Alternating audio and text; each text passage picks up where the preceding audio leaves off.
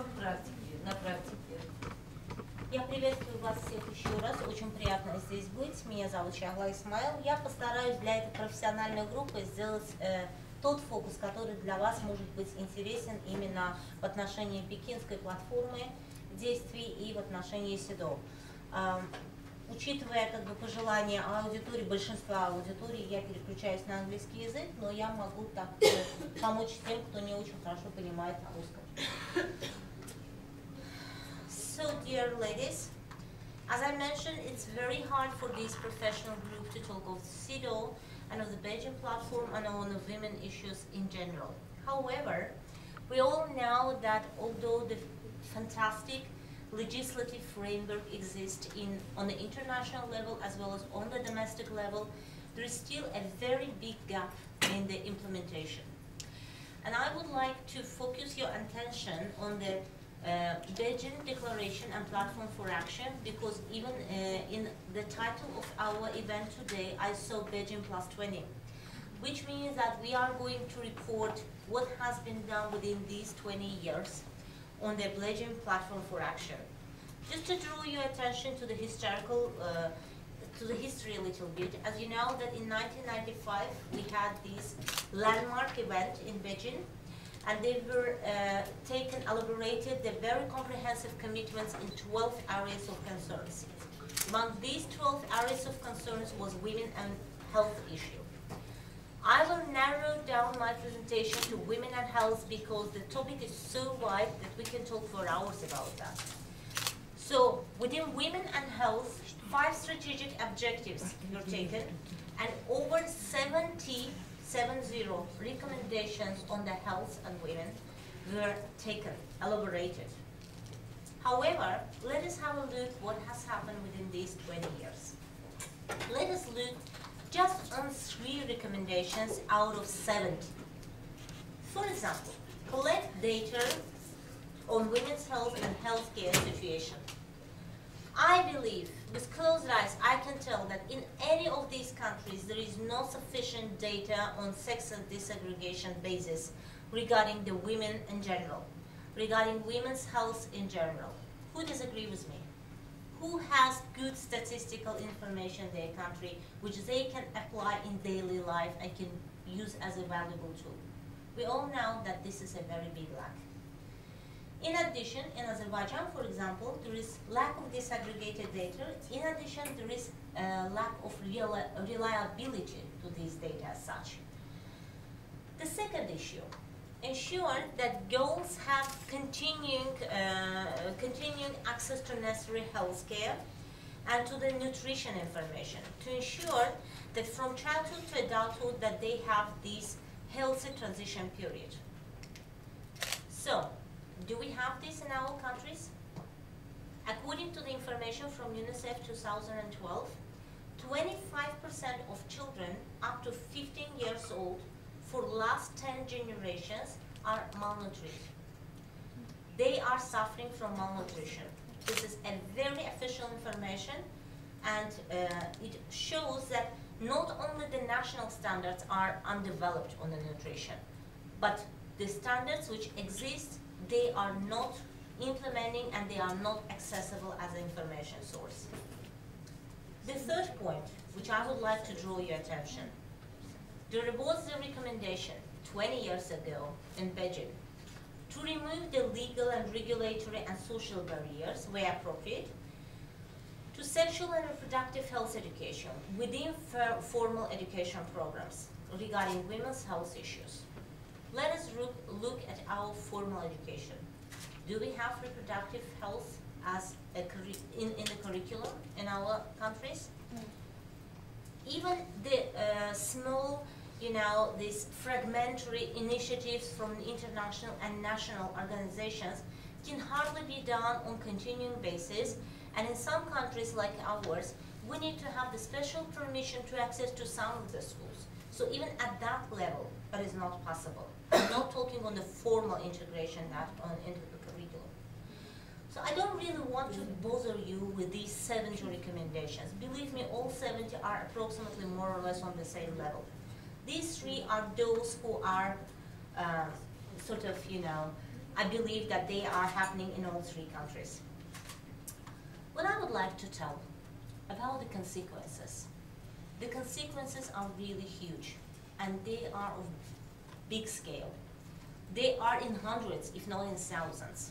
Again, if I take out of the entire legislation, entire focus of 12 concerns on the healthcare, and then these healthcare are narrowed down to reproductive health, and even these reproductive health are narrowed down to the sex-selective abortions only, the abortion issue. Let us see what is happening in Azerbaijan.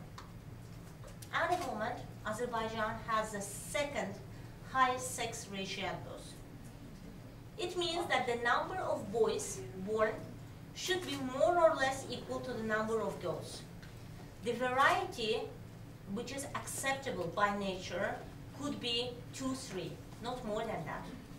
In 2010, Azerbaijan reached 117 of girls to 100 of boys.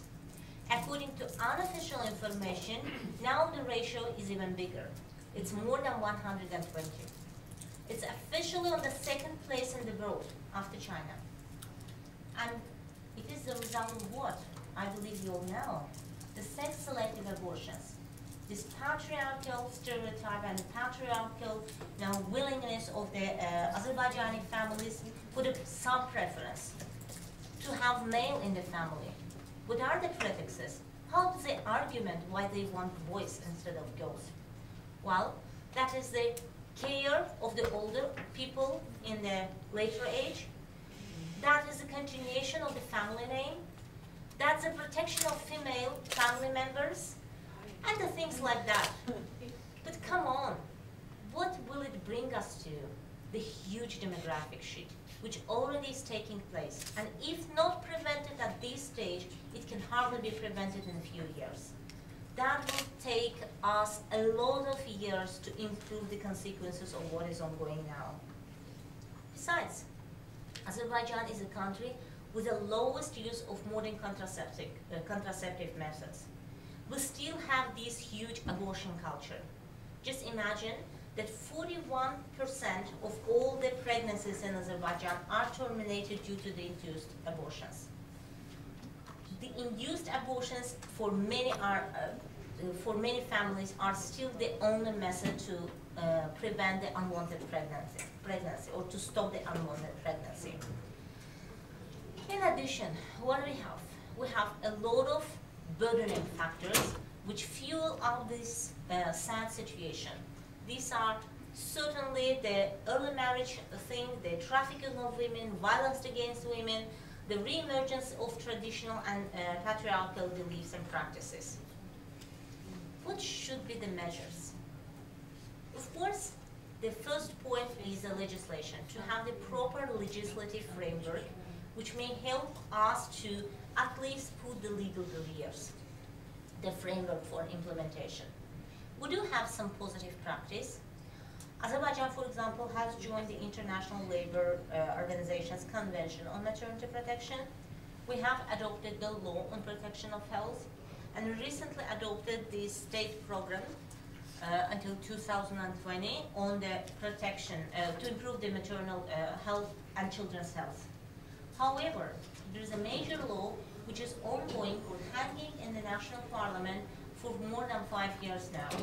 And this is the law on protection of reproductive health and family planning.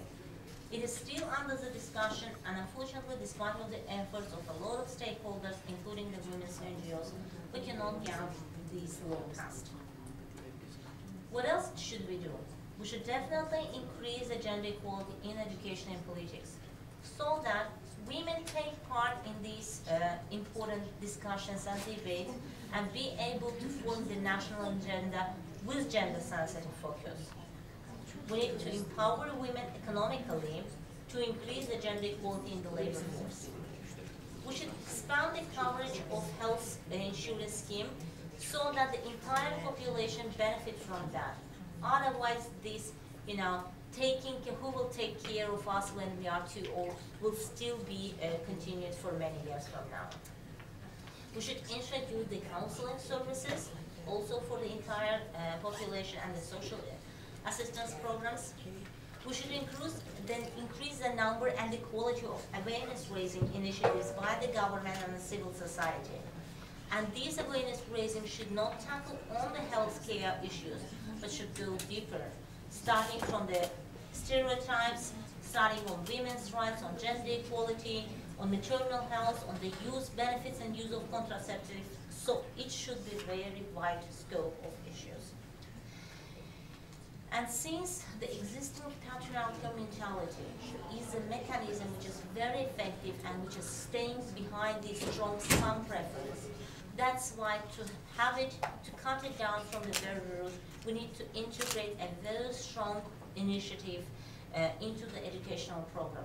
Even in the preschool level, it should be integrated. You know, you might be surprised why among so many issues I've taken out this healthcare. I will explain you. In all three countries of ours, there is no open space for democracy development and human rights. And if we are starting to talk on the political agenda, many people say, well, the things are not implemented because political issues are getting irritated by the government, and this is not the right angle, not the right entry point. So policy is too sensitive, and when women talk of the political participation, then it is too high, too ambitious, and then too much, and the government can take it wrongly. So this is why I give you the example of healthcare. This is something which is accepted at all levels, even in most non-democratic countries. The healthcare should be there, and just on several examples, I show to what extent there is still a big gap under women's and health, for example. And I would like to finalize my presentation with this saying. There is a saying in Azerbaijani language, actually differentiating the reaction when the family has a baby girl and a baby boy born. So when the baby girl is born, they say "Canın sağ olsun," which means, well, it's semi condolences. Like, okay, what to do? But when the boy is born, they actually congratulate. They say "Gözün aydın olsun." So what I wish to all of us and to the women of our countries, that in the next milestone, in the next landmark event, which is definitely Beijing plus 25, so in another 5 years, we get eliminated at least this sort of saying. At least women's girls being born in their families are accepted as a blessing from the heaven, not as a semi-condolences level. So with this wish, I would like to wish good luck to this important platform, and I believe that these important discussions will take us to many great ideas which we are all willing and capable to implement. Thank you. Спасибо большое, Шахла.